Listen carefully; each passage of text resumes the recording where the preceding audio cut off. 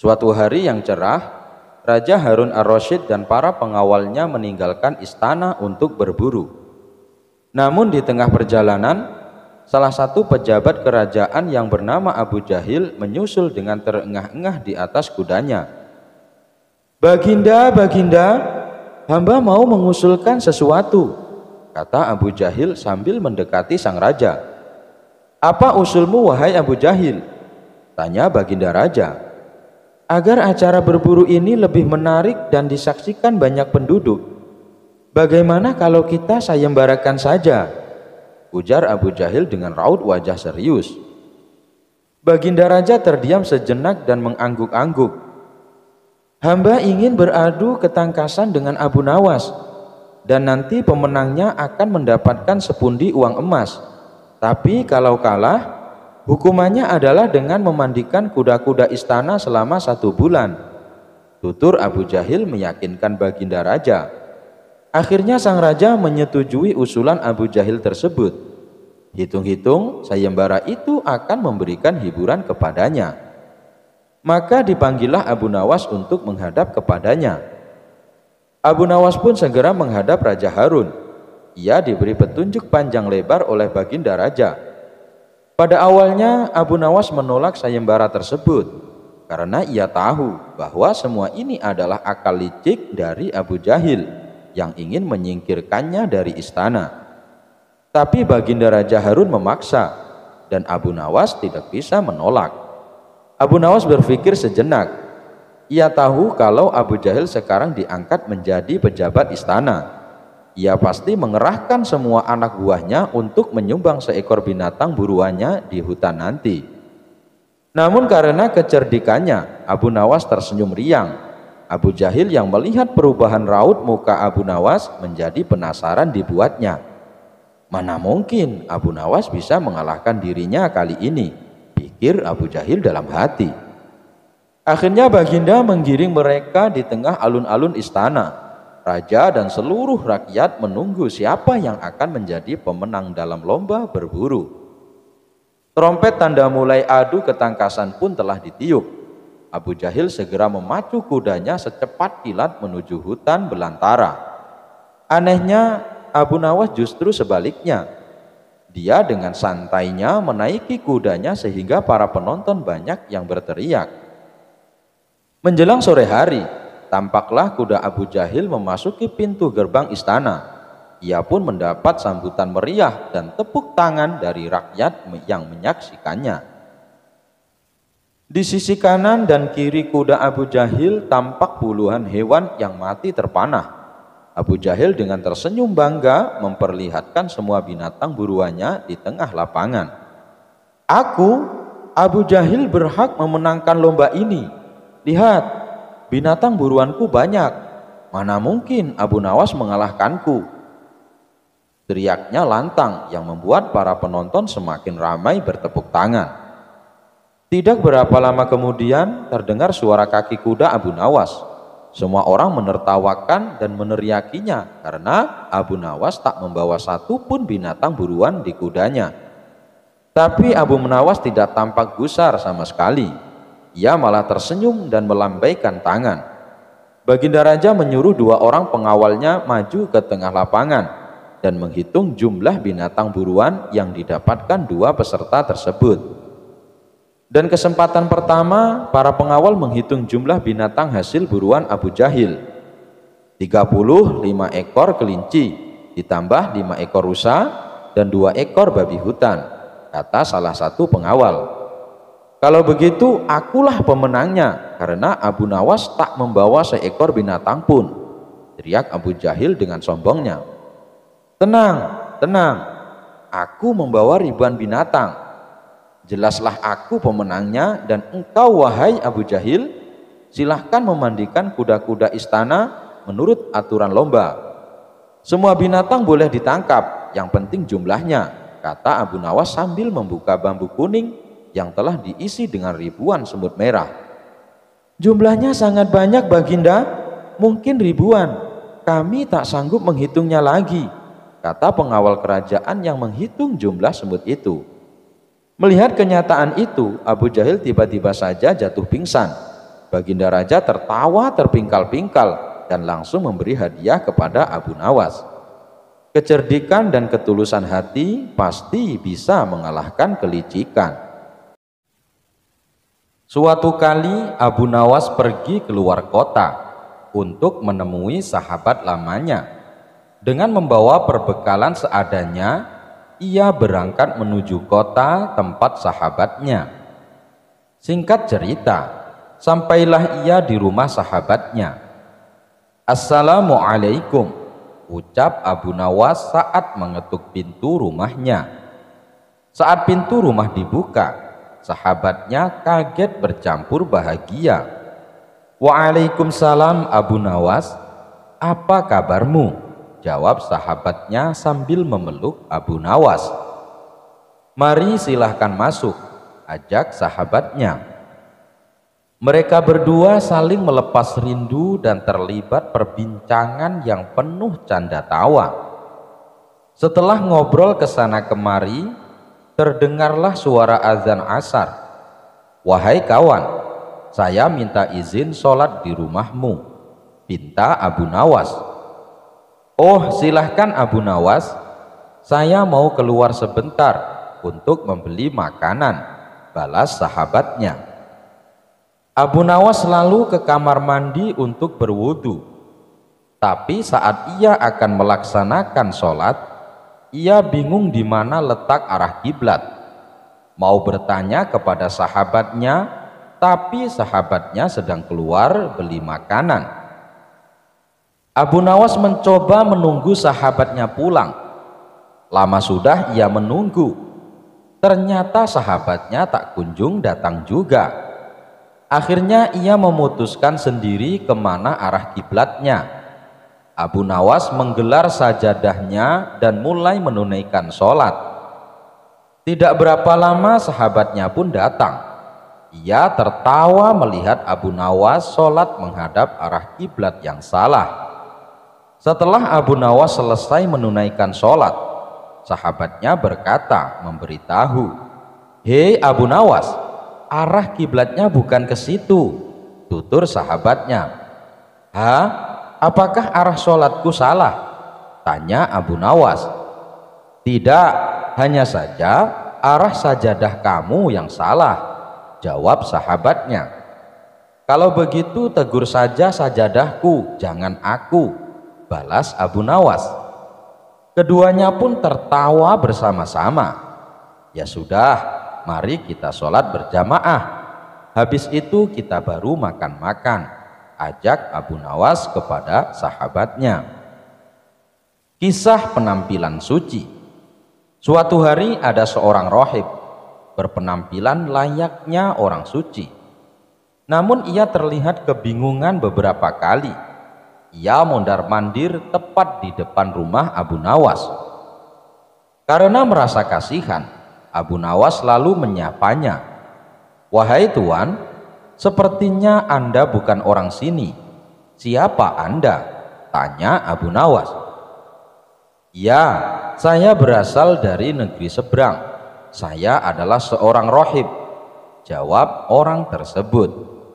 "Rohib? Apa itu rohib?" tanya Abu Nawas. "Rahib itu adalah orang yang bertugas untuk membimbing manusia menuju surga," jawab orang itu kembali. "Oh, tapi dari tadi saya perhatikan Anda terlihat sedang kebingungan. Sudah beberapa kali Anda mondar-mandir tepat di depan rumah saya. Memangnya Anda mau kemana?" tanya Abu Nawas. "Saya mau ke pasar, tapi tidak tahu jalannya," ujar sang rohib.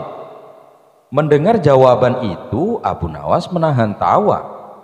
"Bagaimana bisa Anda membimbing manusia ke surga kalau arah ke pasar saja Anda tidak tahu?" celetuk Abu Nawas. Mendadak muka sang rohib berubah menjadi sewot. Ia langsung pergi meninggalkan Abu Nawas. Abu Nawas menemukan sekantong emas. Pada suatu ketika, negeri Baghdad sedang mengalami masa paceklik. pertanian banyak yang gagal dan pasar sepi pembeli. Tentu saja kondisi ini sangat mempengaruhi rakyatnya. Banyak warga yang mengalami kesusahan, tak terkecuali Abu Nawas.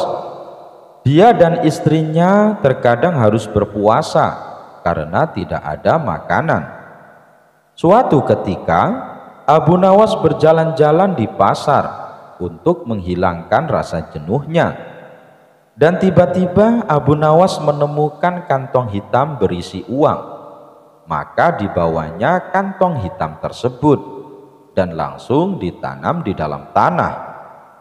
Abu Nawas merenung sepanjang malam. Pikirannya bertanya-tanya, apakah uang di dalamnya akan diambil atau tidak. Hatinya berpikir untuk mengambilnya karena keluarganya sedang mengalami kelaparan. Namun Abu Nawas teringat terus bahwa memakan harta haram bisa mendapatkan siksa kubur di dunia dan akhirat. Akan tetapi dirinya juga teringat hadis Nabi yang mengatakan, bila Allah Subhanahu wa ta'ala memberimu hadiah tanpa kamu minta, maka terimalah hadiah itu, jangan kamu tolak, kemudian infakkanlah harta itu. Ketika mengingat hadis tersebut, Abu Nawas berkata kepada dirinya sendiri, sungguhkah ini hadiah dari Allah Subhanahu wa ta'ala, dan hadiah itu bagi orang yang menemukan uang tersebut. Namun hal itu tidak menjadikan Abu Nawas membuka kantong temuannya dan masih menunggu barangkali pemiliknya akan datang. Hari pun berlalu, dan ketika Abu Nawas kembali berjalan-jalan di pasar, ia mendengar seorang saudagar lelaki kaya sedang mengumumkan bahwa kantongnya hilang. Wahai para penduduk Baghdad, barang siapa yang menemukan kantong hitam berisi uang 1000 dinar, maka kembalikanlah dengan jaminan dari Allah Subhanahu wa ta'ala. Mendengar hal tersebut, lalu Abu Nawas mendekati lelaki tersebut dan berkata, wahai Tuan, negeri kami sedang mengalami masa paceklik. Banyak di antara kami yang hidup miskin. Seumpama uang Anda ditemukan oleh orang yang mengalami kesusahan, maukah Tuan memberikan sedikit uang secara halal? Ucap Abu Nawas. Berapa yang diinginkannya? Tanya lelaki saudagar kaya. 1/10-nya Tuan, jawab Abu Nawas. Saudagar itu dengan tegasnya berkata, aku tidak akan memberikannya sedikit pun. Jika ia tidak mengembalikannya kepadaku, maka di akhirat nanti akan kutuntut di hadapan Allah Subhanahu wa ta'ala. Mendengar perkataan tersebut, Abu Nawas segera kembali ke rumahnya dan menceritakan kepada istrinya bahwa ia telah menemukan pemilik kantong uang tersebut. Apa yang harus aku lakukan? Apa aku harus mengembalikan uang itu? Tanya Abu Nawas. Mendengar hal itu, istrinya agak marah. Aku dan anak-anakmu telah menderita kemiskinan bersamamu selama 50 tahun. Bahkan saat ini kita hanya mempunyai satu pakaian dan dipakai bergantian untuk sholat. Selama hidup kita belum makan buah dan daging. Datangilah pemiliknya, desaklah ia agar memberikan 1/10 dari uangnya itu. Jika ia tidak setuju, maka mintalah 1/100-nya. Tapi jika masih tidak setuju, maka mintalah 1/1000-nya, yang berarti menerima 1 dinar, karena 1 dinar lebih baik daripada tidak sama sekali, kata istri Abu Nawas. Mendengar penjelasan istrinya itu, lalu Abu Nawas pergi kembali menemui saudagar kaya di pasar. Tuan, sebenarnya sayalah penemu kantong berisi uang. apakah Tuan bersedia memberikan sedikit uang tersebut kepada saya? Meskipun hanya 1 dinar, karena beberapa hari ini keluarga saya belum makan Tuan, kata Abu Nawas. Namun saudagar kaya itu tetap pada pendiriannya untuk tidak memberikan uang tersebut. Maka diajaklah saudagar itu ke rumah Abu Nawas, dan setibanya di rumah, lalu Abu Nawas menyerahkan kantong tersebut. Benarkah ini kantong Tuan? Tanya Abu Nawas. Iya benar, jawab saudagar kaya. Kemudian lelaki tersebut membuka kantongnya dan menghitung jumlah uangnya, dan jumlahnya masih tetap utuh, yaitu 1.000 dinar. Lalu saudagar kaya itu pamit pulang kepada Abu Nawas, namun belum juga melewati pintu keluar. Tiba-tiba saudagar kaya itu berhenti dan berkata, "Wahai orang tua, aku akan menceritakan kepadamu mengenai kantong ini. Ayahku telah mewariskan kepadaku uang 3.000 dinar. Sebelum meninggal, ayah berpesan kepadaku untuk membagikan sepertiganya kepada orang yang berhak menerimanya.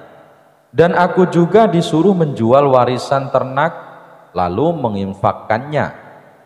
Sebagian lagi aku gunakan untuk pergi haji. Maka aku pun melaksanakan wasiat itu, dan wasiat untuk membagikan sepertiga uang dari kekayaanku. Uang tersebut aku letakkan pada kantong ini, lalu aku pergi ke kota Baghdad untuk mencari orang yang benar-benar miskin. Namun aku tidak menemukan seorang pun yang lebih berhak daripada Anda. Maka ambillah uang di kantong ini. Semoga Allah Subhanahu wa Ta'ala memberkahimu," kata saudagar lelaki kaya tersebut. Mendengar hal itu, Abu Nawas pun bersyukur kepada Allah Subhanahu wa Ta'ala. Kesabaran dan kejujurannya saat menemukan uang tersebut ternyata mendapat jalan lain dari Allah. Ternyata saudagar kaya tersebut tidak hanya memberikan 1/100 yang dimintanya, melainkan semua uang yang ada di kantong tersebut. Abu Nawas memasukkan unta ke lubang jarum. Al-Kisah, Abu Nawas mendapat kabar Baginda Raja mengalami masalah yang membuat tidak bisa tidur. Masalah tersebut hanya Raja yang mengetahuinya. Ia sengaja merahasiakannya, termasuk kepada Abu Nawas selaku sahabatnya tempat berkeluh kesah. Ingin rasanya Baginda Raja melupakan masalah yang menimpanya. Kalaupun bisa lari menghindar, tentulah ia akan melakukannya. Namun kenyataannya permasalahan yang dihadapi terasa seperti mengikutinya kemanapun Baginda Raja pergi. Sejak saat itu Baginda Raja sering terlihat melamun seorang diri. Kemudian penasehat istana mendekati Baginda Raja. "Maaf Paduka yang mulia, hamba perhatikan belakangan ini Paduka terlihat murung. Hamba khawatir Paduka nanti jatuh sakit. Apakah ada sesuatu yang Paduka pikirkan?" tanya penasehat istana. "Tidak ada apa-apa, aku baik-baik saja. Kau urusi saja pekerjaanmu," jawab Baginda Raja dengan memalingkan wajahnya. Penasehat istana pun hanya terdiam. Ia merasakan gelagat bahwa Baginda Raja sedang dilanda masalah besar. Dikarenakan Baginda Raja tidak mau berterus terang, penasehat istana tidak berani membujuknya untuk menceritakan masalah yang dihadapi. Makin hari sikap Baginda Raja makin tertutup, bahkan kini enggan menerima tamu. Hal ini membuat para pejabat istana menjadi sangat khawatir. Apa yang harus kita lakukan? Makin hari Baginda Raja terlihat mengkhawatirkan. Ini sangat buruk untuk kondisinya. Jangan sampai Baginda Raja jatuh sakit, kata salah seorang menteri. Aku juga cemas melihat sikap Baginda Raja belakangan ini. Aku sudah coba membujuknya supaya mau menceritakan masalah yang dialami, tapi ia malah memalingkan wajah. Baginda Raja memilih menutup diri, beber penasehat istana. Saya ada saran, bagaimana kalau masalah ini kita sampaikan kepada Abu Nawas? Biasanya dia tahu solusinya, ujar salah satu dari menteri. Ya, saya setuju dengan saran tersebut, balas lainnya. Maka beberapa menteri istana segera mendatangi rumah Abu Nawas. Melihat yang datang adalah para menteri, Abu Nawas sempat terkejut. Biasanya yang diutus Baginda Raja adalah prajurit istana. Kenapa kalian yang datang? Tanya Abu Nawas. Kami kesini bukan diutus Baginda Raja, tapi atas kemauan sendiri, jawab para menteri. Kemudian para menteri ini memberitahu Abu Nawas tentang keadaan yang menimpa Baginda Raja. Kami semua sudah berusaha memberi perhatian, tapi Baginda Raja selalu menutup diri, kata salah satu menteri. Baiklah, aku akan coba menghiburnya. Mari kita ke istana sekarang, ajak Abu Nawas. Singkat cerita, Abu Nawas menghadap Baginda Raja.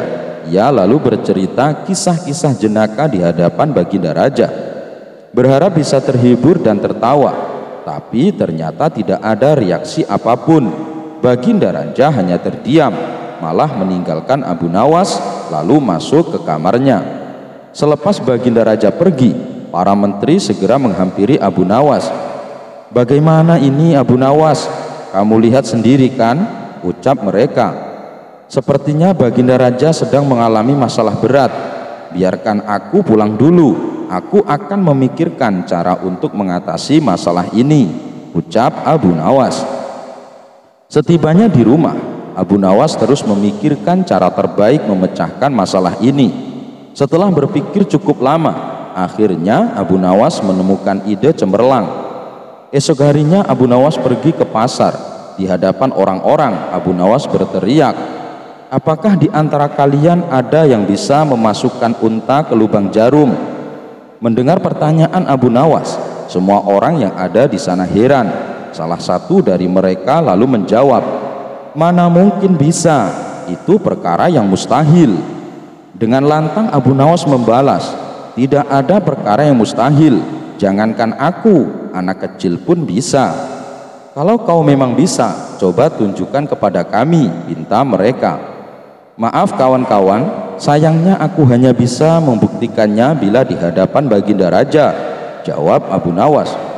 Begitulah seterusnya setiap ada keramaian, orang ataupun perkumpulan, Abu Nawas selalu mengatakan hal yang sama. Akhirnya kabar tentang Abu Nawas bisa memasukkan unta ke lubang jarum sampai juga hingga telinga Baginda Raja. Awalnya Baginda Raja tidak terlalu memedulikannya, tapi lama-kelamaan timbul juga rasa penasaran pada dirinya. Maka diperintahkanlah beberapa pengawal istana memanggil Abu Nawas. Tuan Abu Nawas, Anda diperintah Paduka untuk datang ke istana, ucap seorang prajurit. Benarkah? Tanya Abu Nawas memastikan. Benar Tuan Abu Nawas, jawab dia. Rencanaku akhirnya berhasil, pikir Abu Nawas. Oh iya, bagaimana kondisi Baginda Raja sekarang? Tanya Abu Nawas lagi. Baginda masih sering mengurung diri dan sering tampak termenung, jawab salah satu prajurit. Baiklah, aku akan ke sana sekarang, balas Abu Nawas. Tidak lama kemudian Abu Nawas sampai di istana menghadap Baginda Raja. Wahai Abu Nawas, aku dengar kau bisa memasukkan seekor unta ke lubang jarum. Kau bersedia membuktikannya bila di hadapanku. Benarkah itu? Tanya Baginda Raja. Benar Paduka yang mulia, jawab Abu Nawas. Bagaimana mungkin, aku rasa itu perkara yang mustahil, balas Baginda Raja. Di dunia ini tidak ada yang mustahil Paduka, ujar Abu Nawas. Baiklah, sekarang coba kau buktikan, perintah Baginda Raja.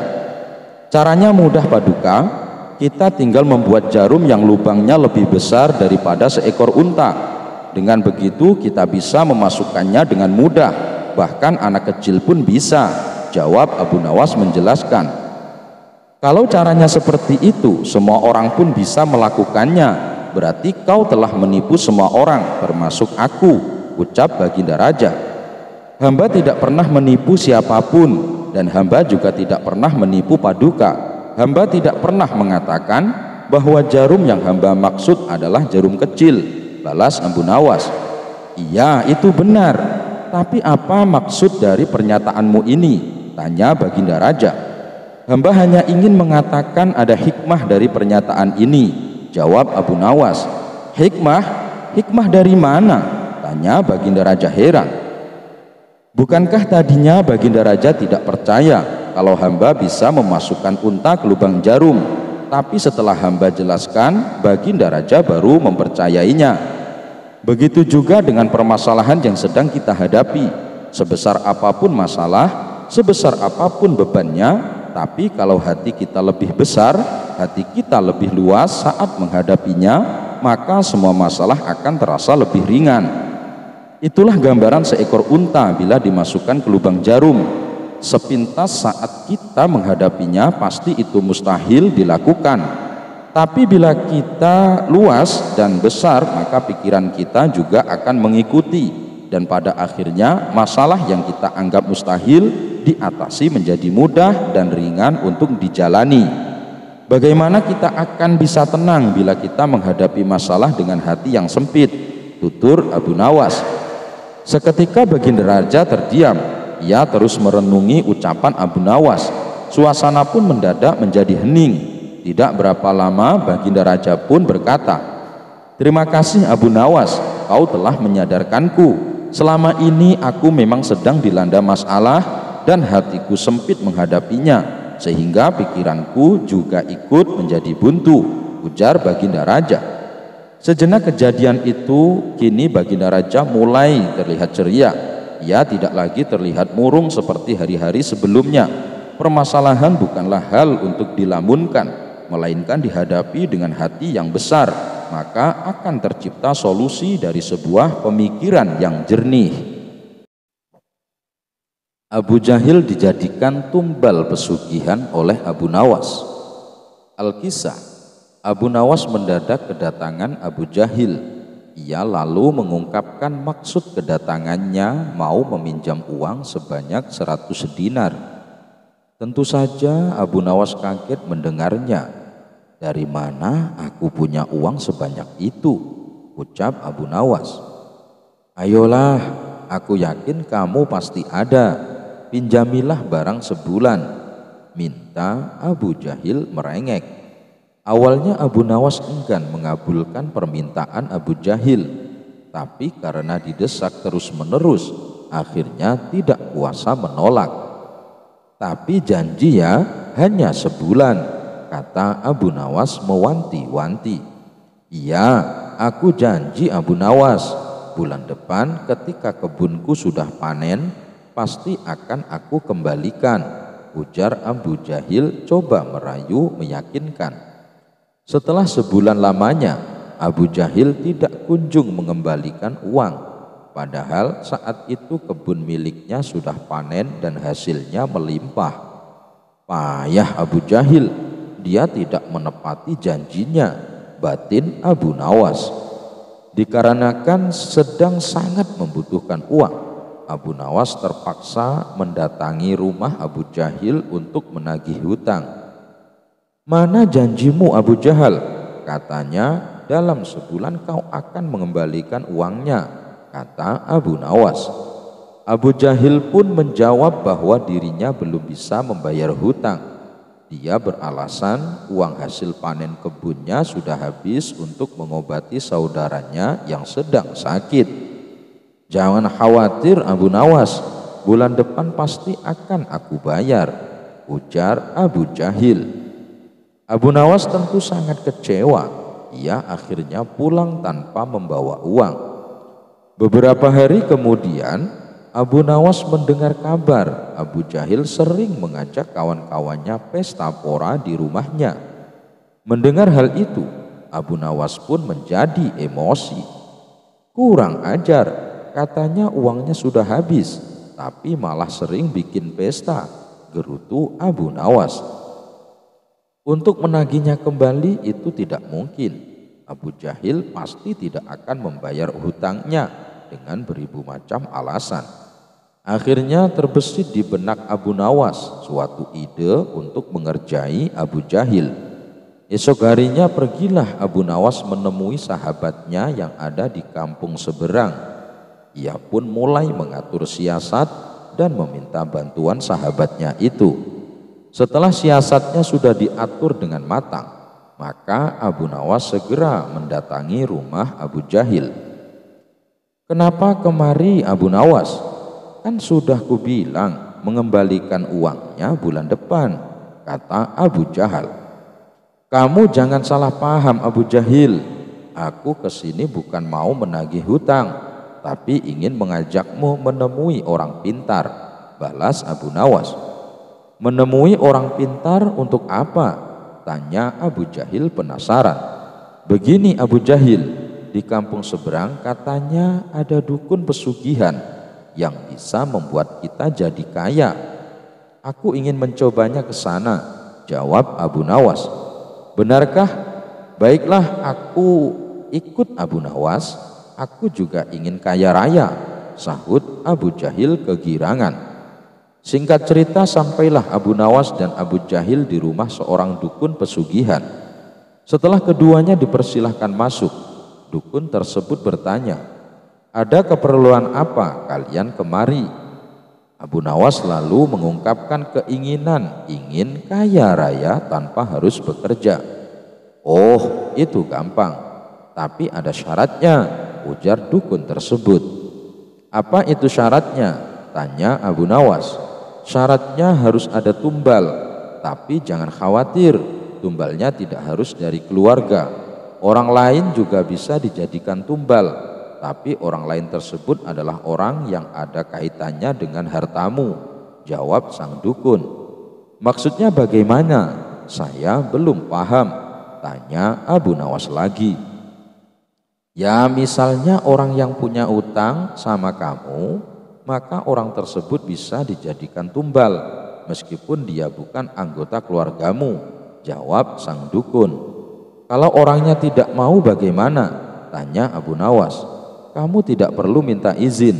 Orang tersebut nanti akan jadi tumbal tanpa dia sadari dan ia akan mati mengenaskan," kata sang dukun menjelaskan. "Oh begitu, baiklah aku setuju," balas Abu Nawas sambil melirik ke arah Abu Jahil. Abu Jahil yang merasakan gelagat dirinya akan dijadikan tumbal seketika langsung gemetaran. Kemudian Abu Nawas diajari mantra oleh sang dukun sebagai ritual saat tengah malam. Sepulangnya dari rumah sang dukun di tengah perjalanan, Abu Nawas berkata, "Abu Jahil, hutangmu yang 100 dinar tidak usah kamu kembalikan. Aku ikhlas." Mendengar hal itu, Abu Jahil langsung ketakutan. "Jangan Abu Nawas, aku akan mengembalikan uangnya sekarang juga. Nanti setelah kita sampai di rumah, aku akan langsung mengembalikannya," sahut dia ketakutan. "Bukannya kemarin kamu bilang uangmu sudah habis?" goda Abu Nawas. "Uangku masih banyak Abu Nawas, aku kemarin bohong sama kamu," ucap Abu Jahil. Akhirnya hari itu juga Abu Jahil langsung mengembalikan uang yang dipinjam.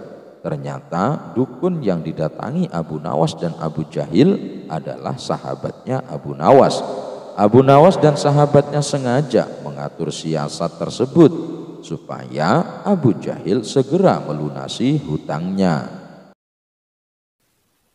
Raja menjadi pengemis. Abu Nawas kaget ketika tiba-tiba disuruh menuju ke istana. Di sana telah menunggu baginda yang tengah duduk tegap di singgasana istana. "Hai, apa kabar Abu Nawas?" sapa baginda raja. "Aku benar-benar mengharap bantuanmu." "Bantuan apa baginda raja?" Abu Nawas balik bertanya. "Begini Abu Nawas," baginda mulai bercerita. "Aku dengar Tuan Habul sudah mulai membangkang terhadap kewajiban negara. Pembantu-pembantuku di daerah melaporkan kalau dia sudah tidak mau lagi membayar zakat. Padahal dia orang yang kaya raya loh. Mengapa Baginda tidak panggil saja dia ke istana, lalu jebloskan ke dalam penjara, habis perkara? Gitu aja kok repot. Sebenarnya bisa saja aku berbuat begitu, tapi apa tidak ada cara lain? Soalnya sayang kalau aku menghukumnya. Bagaimanapun dulu dia adalah orang yang paling rajin membayar zakat.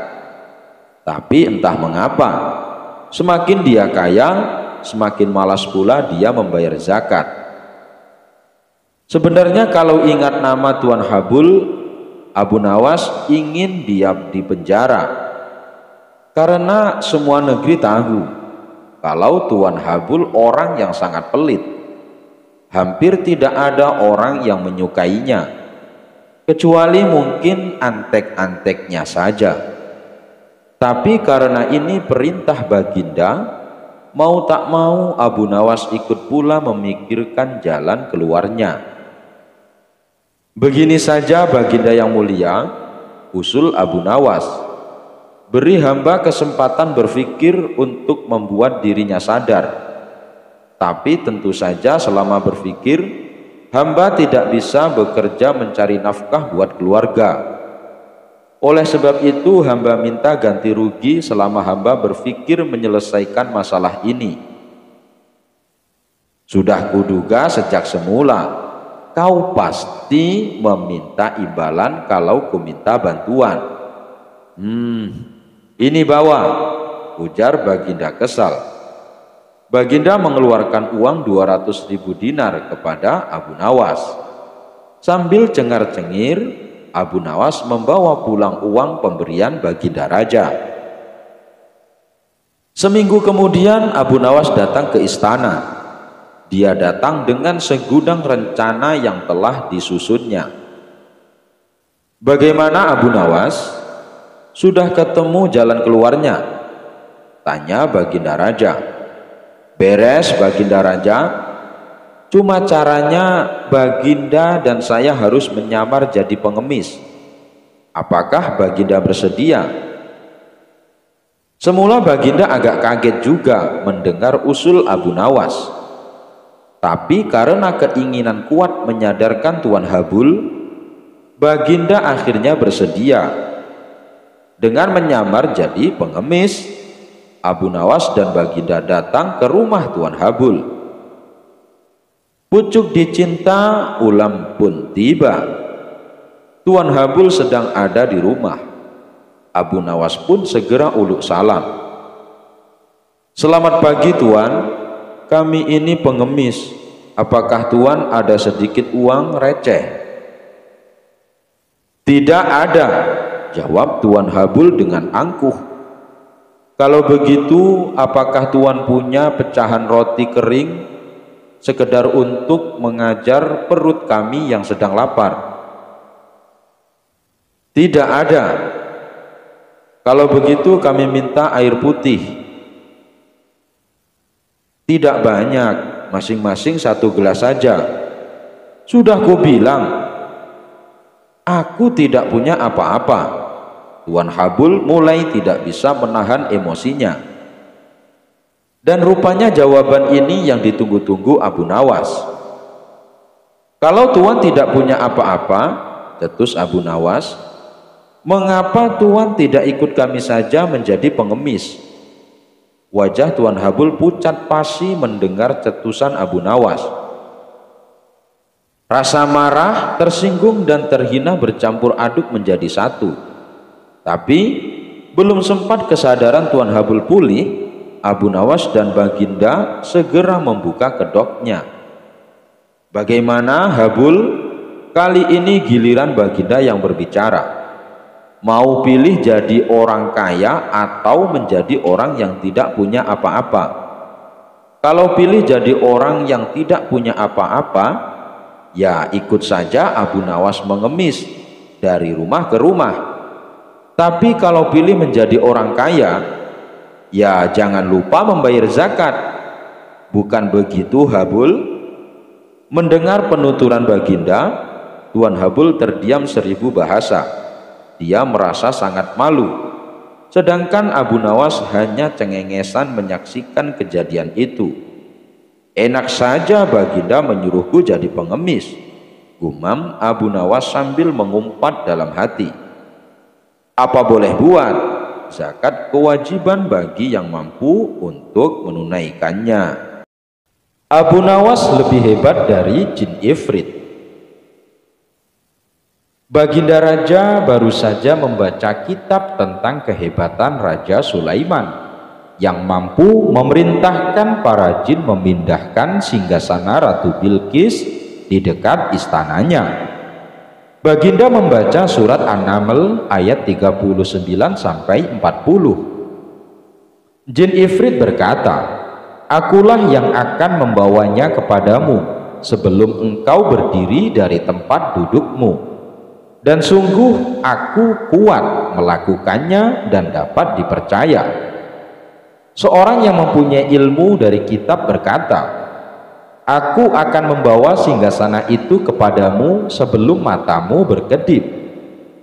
Maka ketika Nabi Sulaiman melihat singgasana itu terletak di hadapannya, dia pun berkata, "Ini termasuk karunia Robku untuk mengujiku.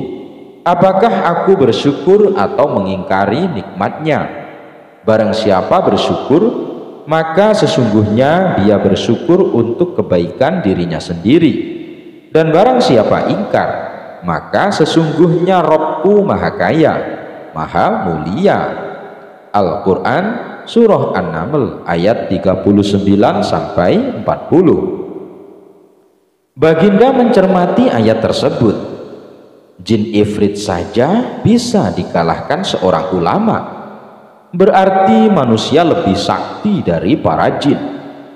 Ulama di masa Raja Sulaiman lebih cepat memindahkan singgasana Ratu Bilqis dibanding jin ifrit. Ulama itu mampu membawa singgasana ke hadapan Nabi Sulaiman sebelum dia mengedipkan mata, sedangkan ifrit hanya mampu membawanya ke hadapan Nabi Sulaiman sebelum dia bangkit dari tempat duduknya. Baginda tiba-tiba merasa tertarik. Hatinya mulai tergelitik untuk melakukan hal yang sama. Mendadak beliau ingin istananya dipindahkan ke atas gunung agar bisa lebih leluasa menikmati pemandangan di sekitar. Dan bukanlah hal itu tidak mustahil bisa dilakukan, karena ada Abu Nawas yang amat cerdik di negerinya. Kalau di masa Raja Sulaiman ada ulama yang lebih hebat dari jin ifrit, di masa sekarang ada Abu Nawas, ujar Baginda dalam hati.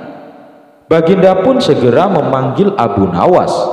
Setelah Abu Nawas dihadapkan, Baginda berkata, "Sanggupkah engkau memindahkan istanaku ke atas gunung agar aku lebih leluasa melihat negeriku?"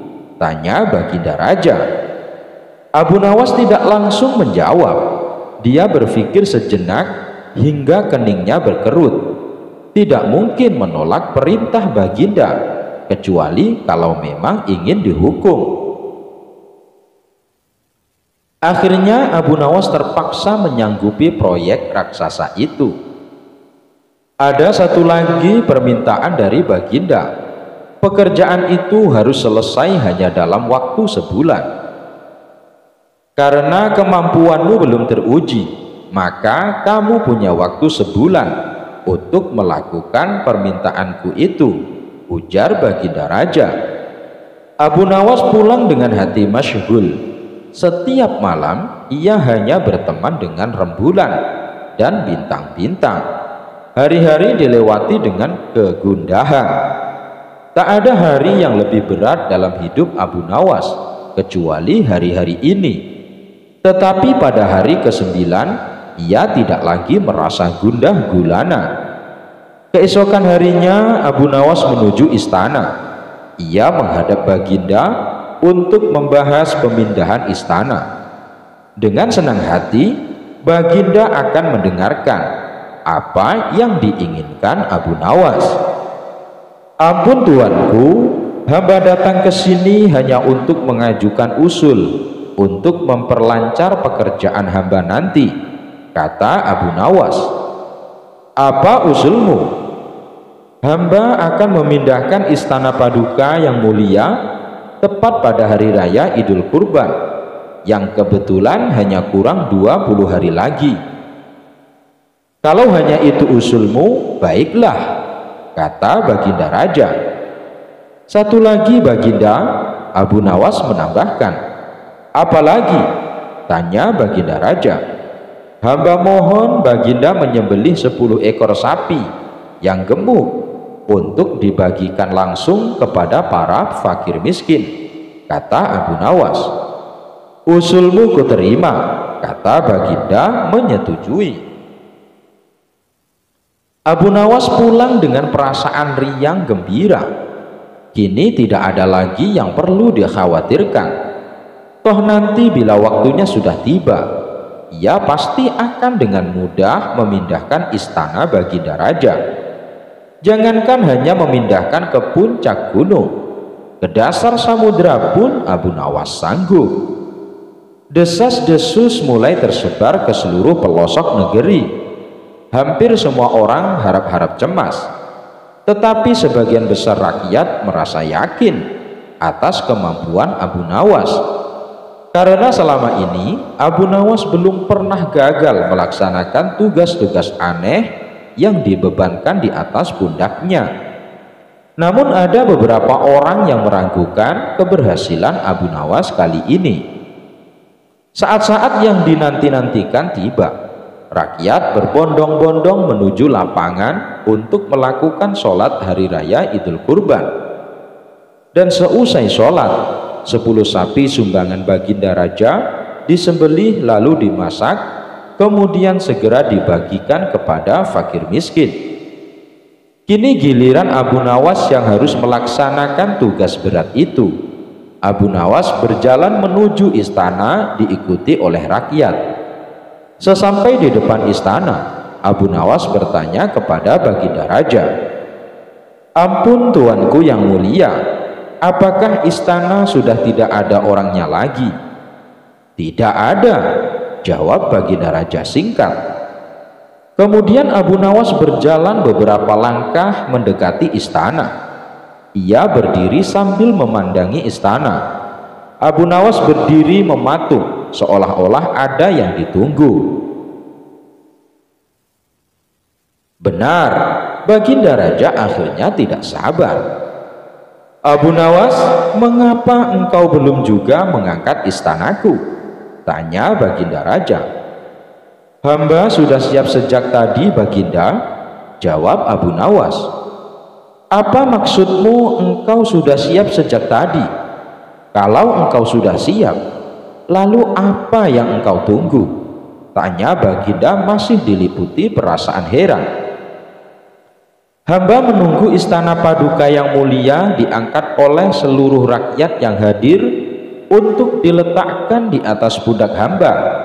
Setelah itu, hamba tentu akan memindahkan istana paduka yang mulia ke atas gunung sesuai dengan titah paduka."